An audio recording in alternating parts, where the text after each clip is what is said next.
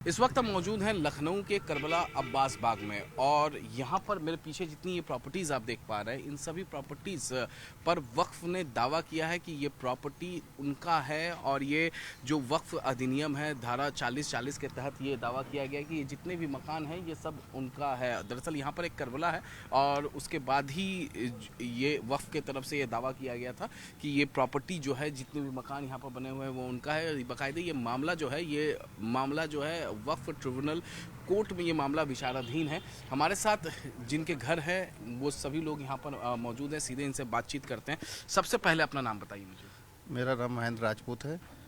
मैं यहाँ के निवासी हूँ। मेरी पुश्तैनी ज़मीन आपका कौन सा पुश्तैनी ज़मीन है, कौन सा वाला घर है आपका? मेरा पुश्तैनी ज़मीन आगे मकान है और पूरी पुश्तैनी वो ये 32-20 वाला को पुश्तैनी ज़मीन है हमारा।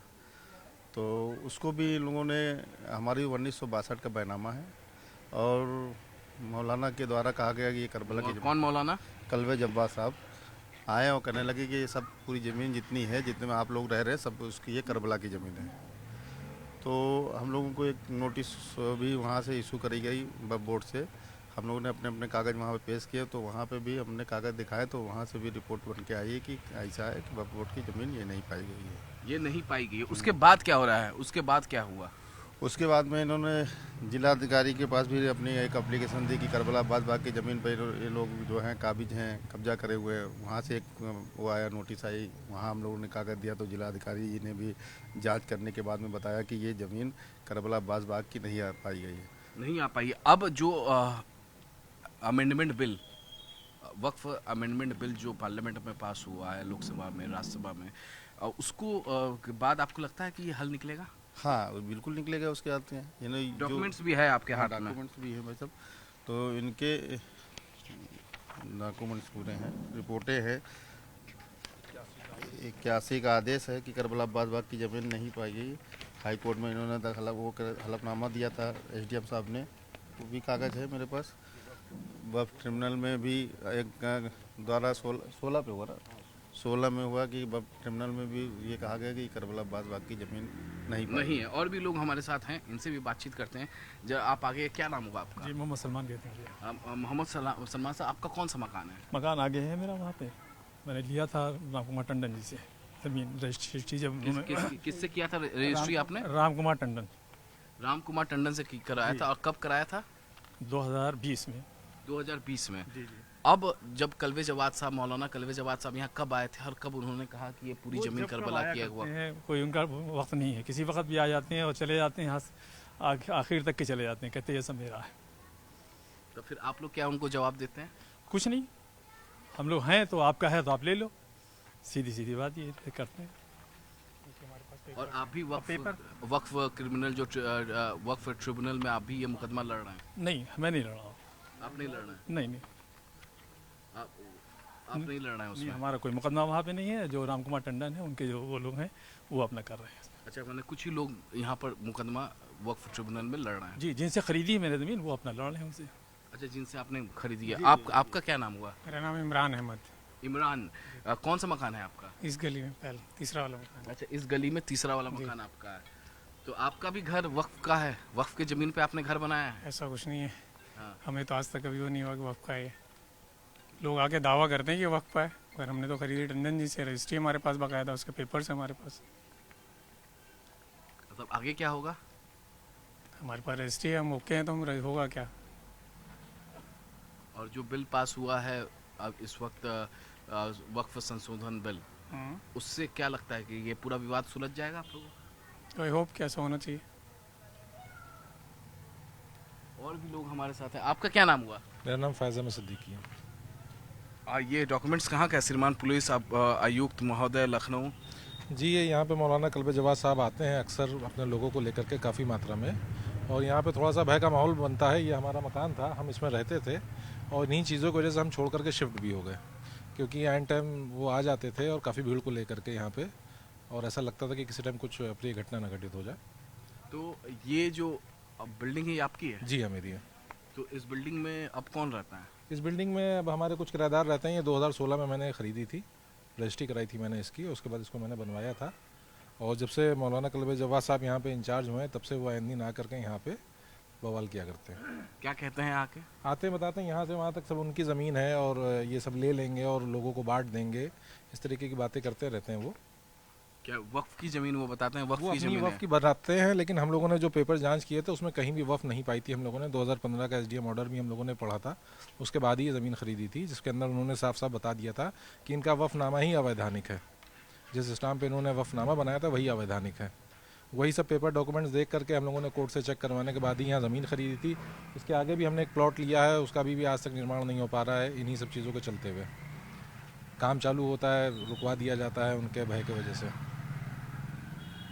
और कागजात भी है लगातार, कागजात मतलब भी हैं, पुलिस बराबर आप पुलिस में आप कंप्लेन भी करते हैं, यहाँ कर चुके हैं। कर चुके हैं। तो ये वो तमाम लोग हैं जिनका कहना है कि उनकी ये संपत्ति है, लेकिन वक्फ के अधिकारी कल्बे जवाद, मौलाना कल्बे जवाद यहाँ पहुँचते हैं और कहते हैं इनको अक्सर कि ये सारी ज़मीनें जो है वक्फ की है और अब इन्हें उम्मीद है कि जो वक्फ संशोधन बिल पास हुआ है पार्लियामेंट से, उसके बाद इनका जो विवाद है वो सुलझ जाएगा। इस वक्त हम मौजूद हैं लखनऊ के 3 बंदर गली ठाकुरगंज थाना इलाका ये पड़ता है, और जहाँ पर मैं मौजूद हूँ यहाँ पर तकरीबन 10 लाख स्क्वायर फीट से ज़्यादा ज़मीन ऐसी है जहाँ पर ये दावा किया जाता है वक्फ की तरफ से कि ये ज़मीन इनकी है। और इस ज़मीन को आप देख सकते हैं कई लोगों ने इस ज़मीन को ख़रीदा है, यहाँ पर प्लॉटिंग हो चुकी है, यहाँ पर नए मकान बन चुके हैं, और जिन लोगों ने रजिस्ट्री कराई है इस पूरे प्रॉपर्टी को तो जाहिर तौर पर वो काफ़ी ज़्यादा परेशान हैं। यहीं पर देखिए एक मकान बन रहा था, उस मकान को रोका गया है, और अब जो बिल पार्लियामेंट से पास हुआ है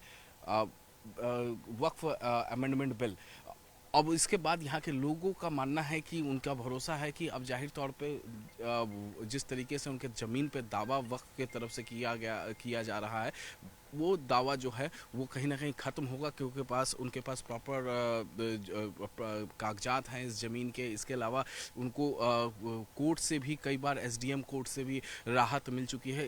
अभी फ़िलहाल ये मामला जो है वक्फ ट्रिब्यूनल कोर्ट में ये मामला चल रहा है। हमारे साथ एक बिल्डर यहाँ पर मौजूद हैं जो कि ये सामने का मकान बना रहे थे, और ये जो मकान बन रहा था ये आप ही बना रहे थे? जी, क्या नाम हुआ आपका? काशान मेरा नाम है। ये बताइए क्या है ये पूरा मामला? आए दिन काम बंद करा दिया जाता है, जबकि ये ज़मीन पैतृक संपत्ति है। राम कुमार टंडन, महेंद्र राजपूत, प्रेम कुमार रस्तोगी, यश कुमार रस्तोगी, जयचंद जैन, इन लोगों की ये पैतृक संपत्ति है। इन लोगों ने बैनामे के आधार पे परचेज़ की है, और 1962, 67, 68 के बैनामे हैं, मतलब 70-80 साल पहले। जबकि एसडीएम सदर के पास ये 2015 में मामला गया था, और एसडीएम सदर को जांच दी गई थी इलाहाबाद हाईकोर्ट के डायरेक्शन पे। तो इलाहाबाद हाईकोर्ट के ये जो कागजात है इलाहाबाद हाईकोर्ट का है, मतलब ये मामला जो है इलाहाबाद हाईकोर्ट में भी चल चुका है, लखनऊ बेंच में भी चल रहा। तो अरुण सिंह जी एसडीएम थे, सदर एसडीएम, उन्होंने हलफनामा दे के कहा था कि खसरा number 18 mohalla Rajjabganj was not found a waqf property. Mutawalli Mallika Zamani herself sold the property registered sale deed 1962 to Gangadin Bhure and Ram Kumar Tandon in 1967। Khasra number 18, अभी क्या हम लोग खसरा नंबर 18 पे खड़े हैं? जी, खसरा नंबर 18 जो है वो 5 लाख स्क्वायर फीट पे, जिस पे मारुति शोरूम, आरा लॉन, पुरानी आबादी, ये और पीछे मस्जिद और पीछे के ये सारे मकान, ये सब खसरा नंबर 18 पे ही तो हैं। 10 लाख स्क्वायर फीट जमीन बताई जा रही है। जी, 10 लाख है वो।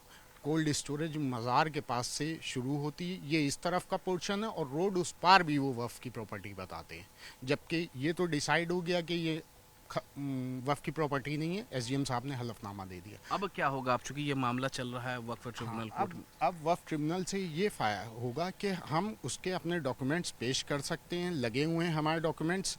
अब अगर वहाँ से जो भी डिसीज़न आएगा, हम आगे चल के अपील में जा सकते हैं। ऑलरेडी पहले अपील नहीं कर सकते थे, अपील होती तो वफ़ ट्रिब्यूनल में ही होती, लेकिन अब हम सिविल कोर्ट भी जा सकते हैं, हाई कोर्ट भी जा सकते हैं, और सुप्रीम कोर्ट भी जा सकते हैं। यानी वक्फ अमेंडमेंट बिल पर आपको पूरा भरोसा है कि जो विवाद आपका दशकों से चल रहा है ये विवाद खत्म हो जी, जाएगा? ये 1967 से मुकदमे चल रहे हैं, 1981 में ये हारे हैं, उसमें भी तब भी डिसाइड हुआ कि ये वफ़ प्रॉपर्टी नहीं है। 1981 में भी डिसाइड हुआ कि ये वफ़ प्रॉपर्टी नहीं है। 2016 में डिसाइड हुआ, तहसील की तमाम रिपोर्टें लगी कि ये वफ़ प्रॉपर्टी नहीं है, लेकिन अब उनके कि हम यहाँ आके बवाल हो जाएगा, पुलिस में हम लोग बोलते हैं, पुलिस आती है कि काम बंद करा दीजिए। वक्फ के लोग लगातार यहाँ पर आते हैं, कौन कौन आता है वक्फ से? मौलाना कल्बे जवाद और उनके एक साथी हैं सारिम मेहंदी जी, और वो आते हैं मुस्तकिल और दबाव बनाते हैं कि पुलिस पे के काम बंद करवा दीजिए।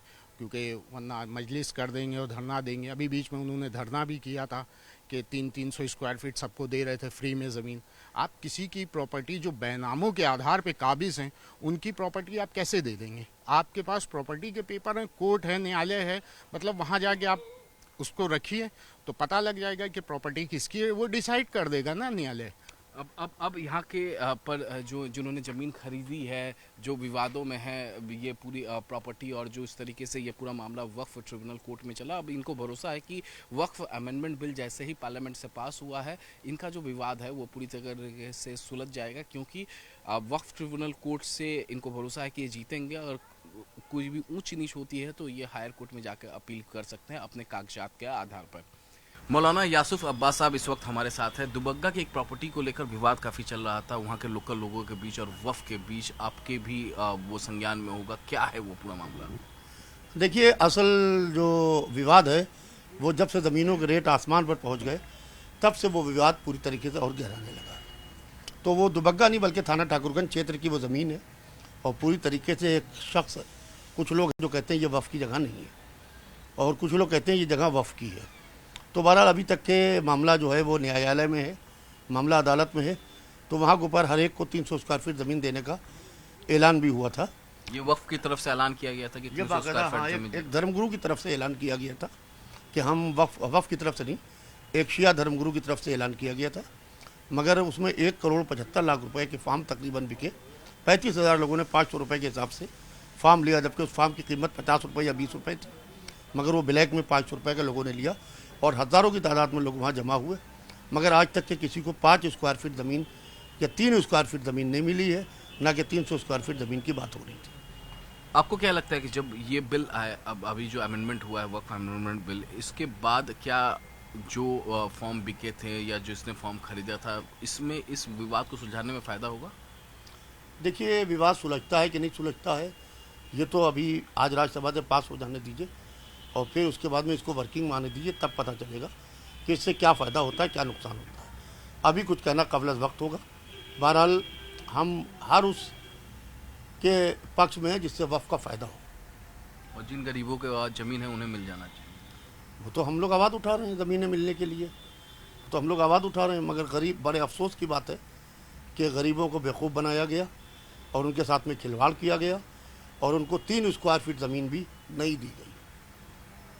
Thank you. तो मौलाना साहब साफ साफ कह रहे हैं कि जो गरीब हैं उनको उनकी ज़मीन मिल जानी चाहिए, और जो विवाद चल रहा है वक्फ और वहाँ के आम लोगों के बीच में, वो विवाद भी जल्द से जल्द सुलझ जानी चाहिए। वीडियो जर्नलिस्ट कमलेश के साथ अमित कुमार सिंह, न्यूज़ 18 इंडिया, लखनऊ।